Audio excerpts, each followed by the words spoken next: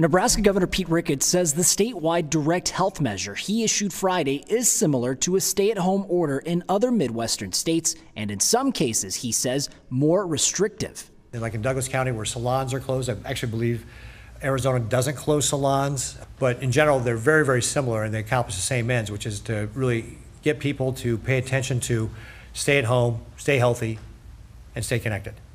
But there are differences.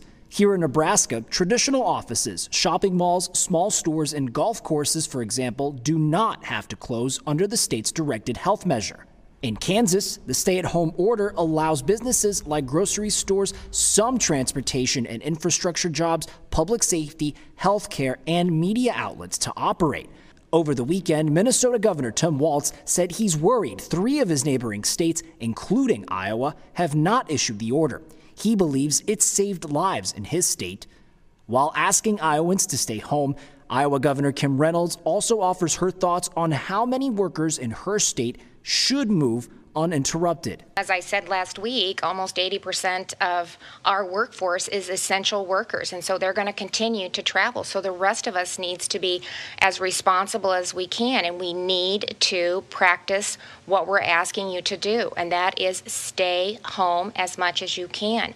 Nebraska Public Service Commissioner Crystal Rhodes points to stores and streets still filled with traffic as a sign governors must physically order folks to stay home. We do not have sufficient testing in any community in Nebraska. And until we do, we need to be very clear that people need to go home and stay home, because otherwise this virus is going to continue to spread and it is going to continue to take lives.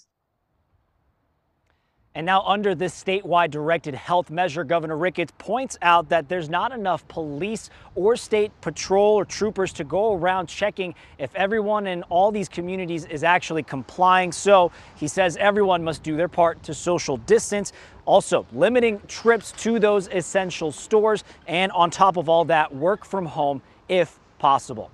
Reporting live in Omaha, Jose Zozaya for KETV News Watch 7.